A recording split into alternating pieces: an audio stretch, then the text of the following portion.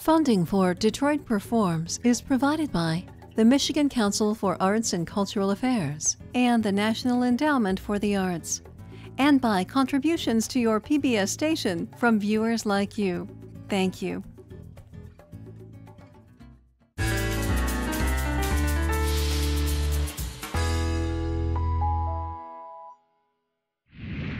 Welcome back to Detroit Performs. In today's show, I'll be taking you all around the Metro Detroit area to bring you some of the best artists around. First up, we head to Detroit's Edison Elementary School.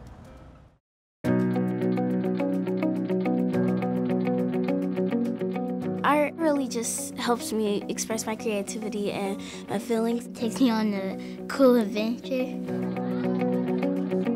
If I did not have art, I probably would not be me. Art Road came about because over 17 years ago, a friend of mine asked me to come to her school and do an art project. I brought a piece of art from when I was little, from 4th grade, and one boy stood up and said, "Miss Carroll, we don't have art." I was just totally stunned.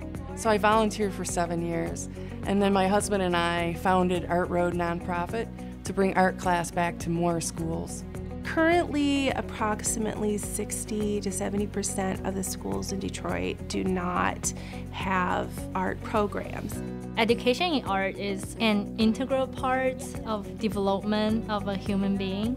Art enhance dignity and help you perform better, not only in art but in everything. All of our students may not achieve at the level that we may want them to academically, but art gives them another way to express themselves. It gives them another sense of motivation to come to school, to come in and show their talents and for them to feel successful. And so that's why art in Art Road has been just a significant component to every day at Edison Elementary School. Art Road is a group of amazing partners, volunteers, guest artists that come together, and we bring art class back to over 1,200 students. 3 schools that lack art in their curriculum. We raise funds, employ amazing, gifted art instructors to actually teach during the curriculum all year long.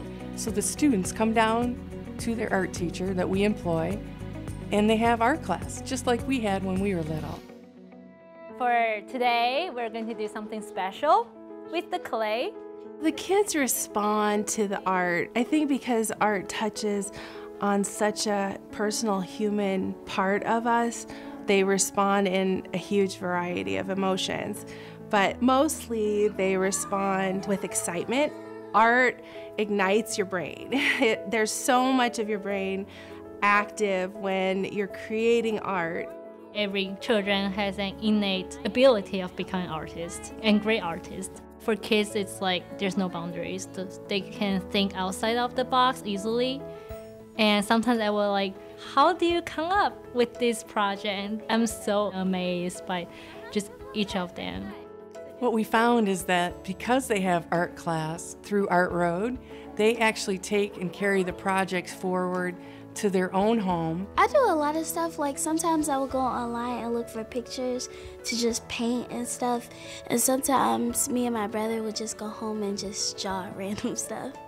Throughout their art, I can feel either they're angry or they're happy, some things they have in mind can actually transfer into images. And I think that helped them to analyze themselves and to interact with their peers. Art has definitely been a monumental tool as far as our kids on a social platform. The students are able to not only express themselves but also share their ideas, their feelings, and it creates a sense of togetherness because students who may not get along, they see some commonalities with another student just based on their art projects. I feel happy because I get to be myself, and it's a place where I get to hang out with my friends and we all get to have fun in there. They smile a lot. They would show off to me, and then they would just find the volunteer and then show them the picture they made, and they're really proud of it, and they're really proud of themselves. And you can tell from their face and how they do art and really go for it. I think that attitude is very showing their happiness. I'm going to show you today what happens when you take this cold piece of glass and you heat it up to about 2,300 degrees. Art education, what I see in the classroom is I get to see, science in action when you're changing colors or with, the glass melting, and you're actually getting to experience those things. It's not just an abstract idea, but in art you get to live that. We come out and we bring a torch and we set up to do a glass blowing demonstration for the kids in the classroom, and we like to incorporate a little bit of glass lessons. If you heat it up too quickly, it causes stress in the structure of the glass. It'll crack. It'll be like bink. We keep it really simple. We either just heat up the glass and blow a bubble, or pull a string of glass and they freak out for it. It's amazing. That reaction just blows us away. It feels so good inside to see them just freak out for, simple things that we take for granted. Kids actually peek in the window, the students coming down the hall. That's kind of the energy behind what art class does for these students. Detroit is amazing.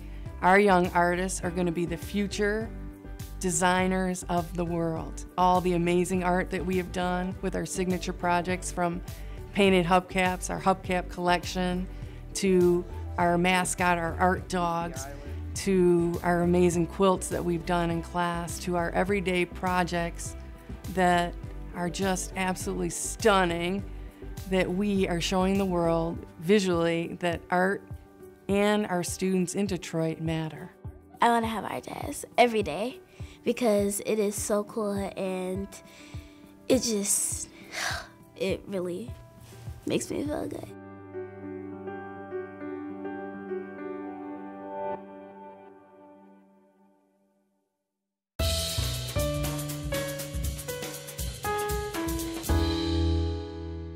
Up next is Jana Commodores.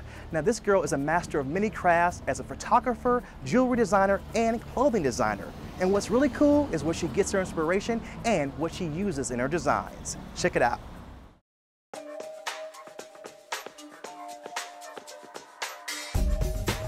I think I'm really drawn to things that are old. There's just something about that old, and also that sense of history that comes along with it too.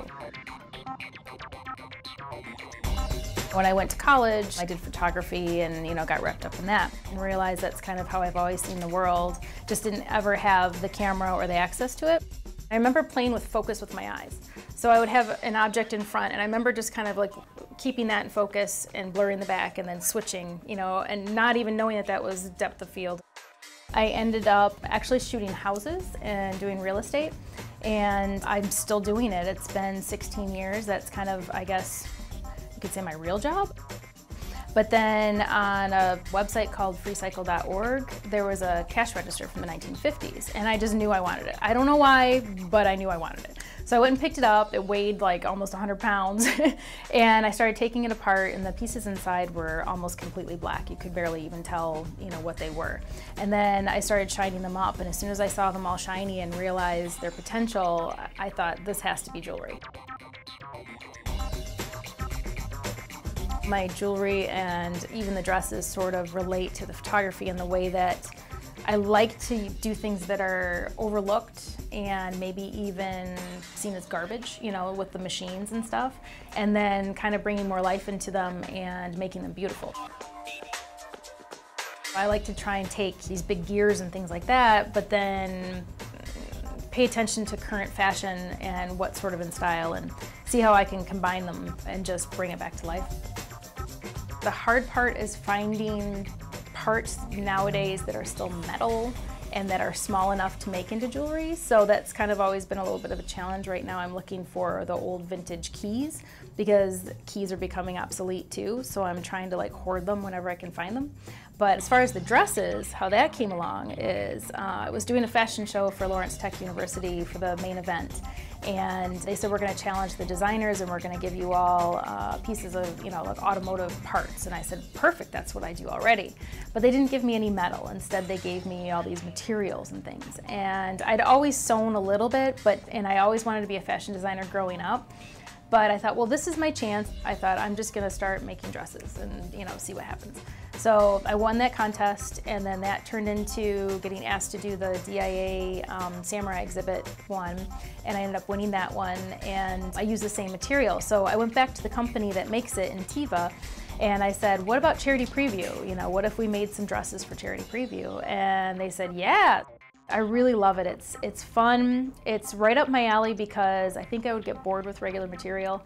You know, kind of just like with jewelry, I get bored with regular jewelry materials. I need to be able to take something and do something different with it. So taking this automotive material that's like your sunroofs and your panels and things like that, and then turning it into something that's, you know, fashion and in style, and, you know, especially the evening gowns. To take something so crazy and make it into something so delicate and pretty has been the challenge. And I love it. I can't imagine designing in regular fabric ever again. It starts out with a sketch when I make them, and then it kind of comes down to playing with the material and going, nope, that's not gonna work. Because I mean, it really dictates the design because it's got its own mind. And then I start taking the material and just sort of playing with it and see what will happen from there. So it's a lot more like sculpture than it is really fashion design. We're gonna do a fashion shoot today. We're opening a restaurant across the street called Conserva. It's a beautiful space down there, and the model's down there right now getting her makeup done. And I say model, she's actually a musician, and she's really, really talented. And I'm really excited to put her in one of my automotive dresses, but we're gonna give it, rather than an elegant look, we're gonna give it kind of a punk look. I like to shoot musicians. I always find that they're fun, and they bring their guitar, and, you know, I love when they just start playing and you can get them in their natural state, and yeah, it should be a really good time. I grew up just loving Vogue so much. In any fashion magazine, I just would pore over the pages. I couldn't wait to get a hold of one. I've just always admired that sort of photography. I like to do things that are a little bit different. I made this giant vat of like this fudge kind of molasses sort of thing that looked like tar, and I took a model and dripped it on him and just let it kind of pour down, and then did this black and white shoot of it. So it's fun every once in a while just to do a really creative shoot, just to be creative and get some beautiful shots. Sometimes I submit them to Vogue Italia, and I do have quite a few photos on there. Most of my pieces are one of a kind. Like the piece that I'm wearing here is one of my favorites actually, but this part here is from a camera, and it actually held the lens, which I don't usually take apart cameras because as a photographer it just feels so wrong. But this one was so damaged that, you know, I had to see what was inside. And then I ended up setting a stone and putting it in the inside. So, and then these are pieces of vintage metal that I hammered out and kind of mixed things up. So, I mean, I definitely love fashion, and I keep, you know, the current trends in mind, but at the same time, it's more, I get one idea for something, and then while I'm searching for a piece for that, I get an idea for another one. So I'm usually working on 3 different pieces at once, and it kind of just happens. Here's the thing about the machines. I really use those suckers from beginning to end, because first I'll shoot pictures of them before I take them apart.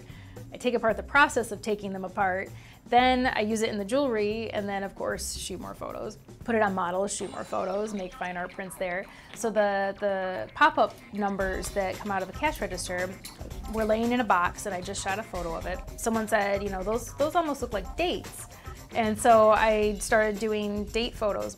It's kind of neat because I was shooting real estate and walked into someone's bedroom, and there was one of my date photos hanging on their wall.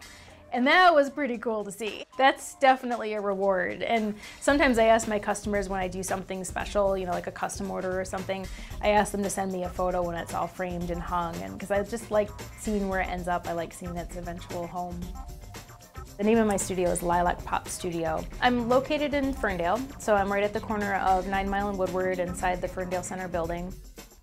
I'm really happy with what I can do now. I really like that I can do a little bit of everything. I love shooting real estate. Yesterday I shot 7 houses in a row. I was all over the place from, you know, started off in Birmingham, ended up in Shelby Township, you know, just driving all day. But I really enjoy it. And then the jewelry, I just really enjoy that. And, you know, the dresses, I mean, come on.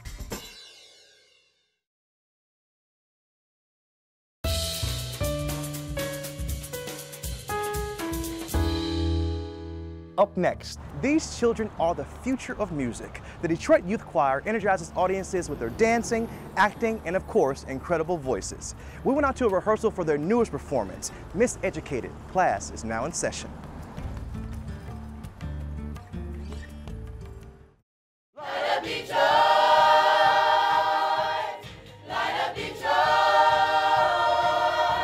The Detroit Youth Choir mission is really to help the youth of Detroit, those that love to sing, that love music. We're mostly coming together to perform and be more of like a better representation of Detroit. It's just beautiful. Like we take so much hard work and effort and put it into our rehearsals, and then we can come up with a show.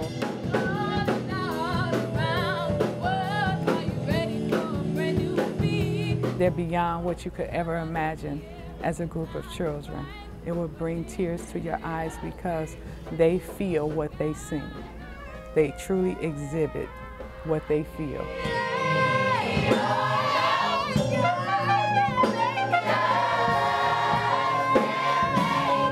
There's a lot of talented young people and a lot of talented artists in Detroit.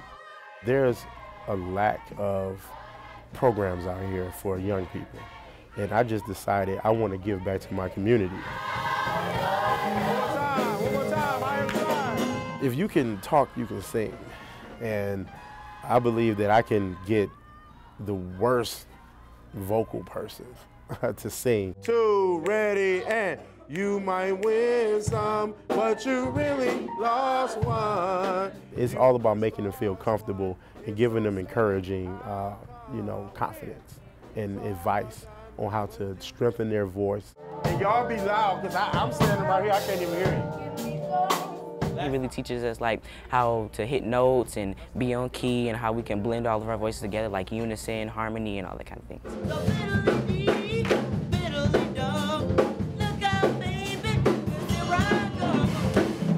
We have young people that's singing solos and starring in some of our own original productions.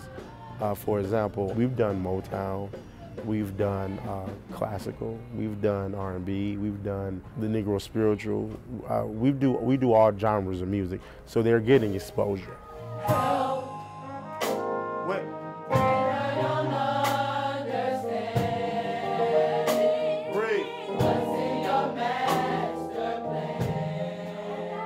It gives you opportunities to learn about music, and it also gives you opportunities to perform in front of a lot of people and get over stage fright. Amber had a desire to sing, so I brought her to the Detroit Youth Concert Choir. Mr. White has taken her to another level in terms of her discipline, in terms of her self-esteem, in terms of her social skills. DYC has done a phenomenal job.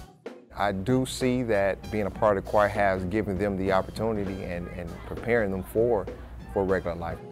Positive changes I see in my daughter from them being a part of the Detroit Youth Choir is that they're more outgoing. They're confident in singing and performing in front of people, and then speaking as well. My wife and I has planted the seed.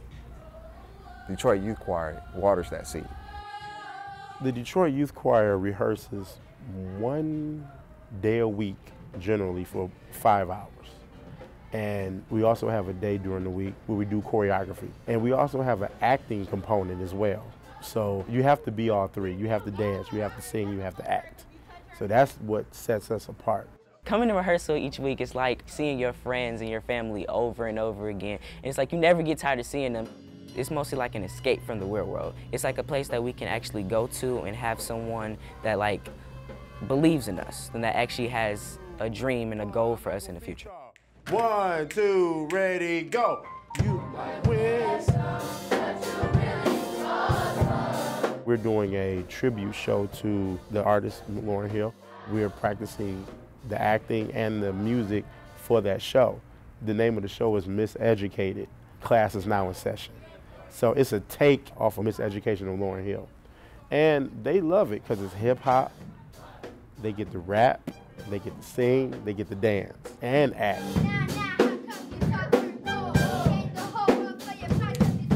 All the songs have a school theme to it, like all the troubles that us high schoolers and us elementary schoolers go through. And we're mostly telling like the adults and the parents in the audience mostly our everyday struggles of being teenagers. But it's time for us to school you. Because if you see what we go through, then you might understand. Because clearly you have been miseducated about our generation. So get your pen and paper ready because we're about to get ready to learn. Because class is now in session. We mostly take all of her songs and all the life story that she went to, and we try to mostly bring it to life. Watch out, watch out. Look out, look out. Jack it up, rock it out. Light up Detroit, light up Detroit. We actually sing a song, Light Up Detroit, written by this young man, Jerry Zaka. The kids, they get with it. You know, it's a nice up-tempo song. Light up Detroit.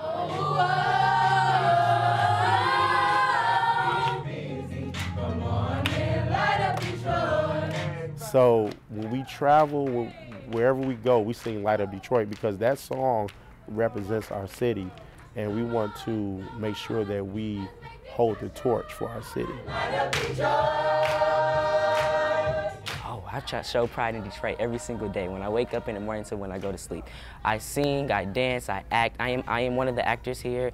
We just do anything we can to be the best Detroit choir out here. I love Detroit, you love Detroit, we love Detroit.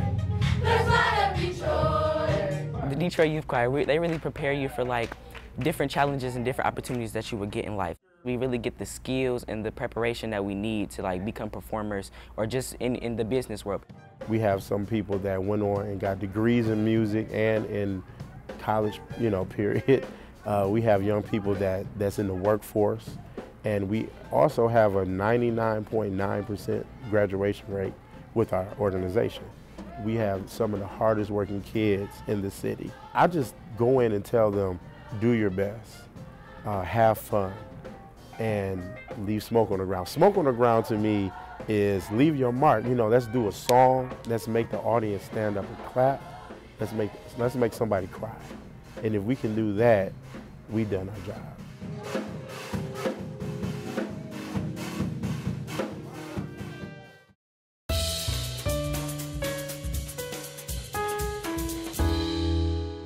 Up next, Steve Gettle is a photographer who captures his love for wildlife and the wilderness in his images.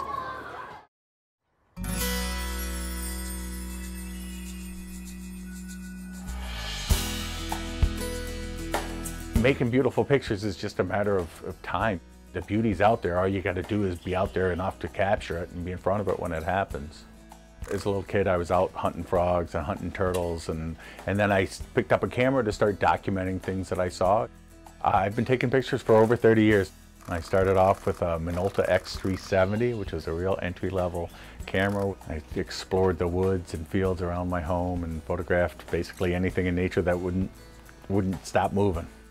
I was going through my desk the other day and I found an envelope filled with my best shots from back in the day, just little 3x5 prints, and there was a bald eagle in there and some white-tailed deer and a green heron and things like that. One of the goals that I'm trying to do is to get different behaviors, and one of the things that I love to photograph is action. Is being able to stop action, photographing birds in flight and animals running, and show people something that they couldn't see with their naked eye. Well, my camera actually takes 10 frames per second. When you're photographing birds in flight, it's all about wing position. You want their wings up or you want their wings down. You want them in a pleasing position. So the more frames per second you can take, the better your chances of capturing that peak action. Michigan's really a great place for a photographer to be. Michigan is such a great state because of the diversity of wildlife we have. You go up in the Upper Peninsula and you may as well be in Canada. We have wolves and lynx and bobcat and all the different, and the boreal forest species up there. And then you come down here into southern Lower Peninsula and we have, great white-tailed deer herds and turkey and all the songbirds, and it's very, very diversified. I've been photographing in Kensington for probably 20 years. Photographed the sandhill crane nest And there's an osprey nest there that I shoot pretty regularly, and then they have a beautiful heron rookery. That's a great opportunity for photography. Taking photographs is a lot like fishing. You're out there working all the time and you're taking a lot of pictures, but really what we're doing is we're trying to get those trophies, that wow factor image. When I go out, I'm always open to serendipity. If an opportunity presents itself, I'm gonna make that picture. But generally I go out with a purpose. Most people are surprised to hear that many of my images are pre-visualized in my head. I think of a picture that I want to make, and then I go out and figure out a way to make that picture. And that's one of the things that I love about nature photography is solving those puzzles, figuring out how can I get a cardinal on this pine branch, or how can I get a picture of the sandhill crane feeding its young. And that's one of the challenges I really enjoy in nature photography. If I could only photograph one thing, it would probably be birds. I really love photographing birds. They're so beautiful, and they have interesting, courtship behaviors and nesting behaviors and things like that. There's a lot of things to photograph, but then after that, it'd probably be the macro photography. And I do a lot of things with high-speed flash, where I use high-speed flash to freeze action. So this is my latest and greatest project. This is something I put together to photograph moths in flight. So what happens is the moths come out of the woods, and they fly around this light, and as they fly around this light, there's two lasers that cross and make an X in front of the camera lens here. And when they break the beam, it takes their pictures. One of the drawbacks of macro photography is the depth of field, the zone of sharpness in a picture. So the closer you get, the less depth of field you have, the less sharpness you have. So now with computers, now we're able to do something called focus stacking, where we take a series of images at different focus points and then combine them in the computer and give us unlimited depth of field. I travel a lot, so when you go to Africa, every time you get in a safari vehicle, it's a brand new day, and around every corner, you just never know what you're gonna see. You could see a cheetah chasing a gazelle, or two lions having a fight, or a great giant bull elephant walking across the Ngorongoro crater. So you got to be open to those possibilities when they present themselves. I go to Africa every year. I've been to Costa Rica probably almost a dozen times, the Galapagos, Ecuador, Peru, Belize, all over North America. It's the experience of a lifetime. It's absolutely epic. A lot of my favorite pictures actually probably aren't my best pictures, because when I look at my pictures, I've got all the memories of what was going on when I made that image.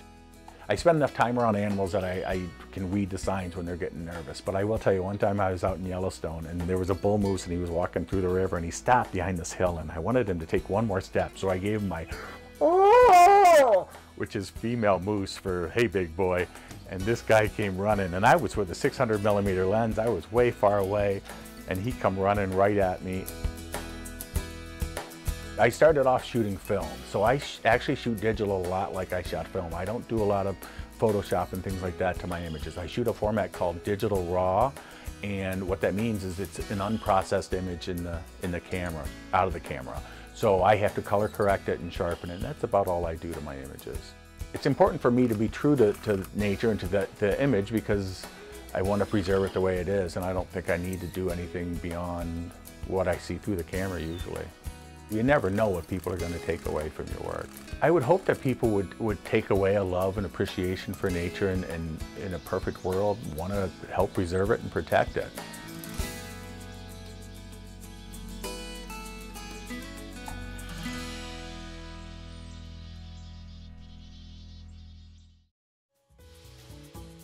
Funding for Detroit Performs is provided by the Michigan Council for Arts and Cultural Affairs and the National Endowment for the Arts, and by contributions to your PBS station from viewers like you.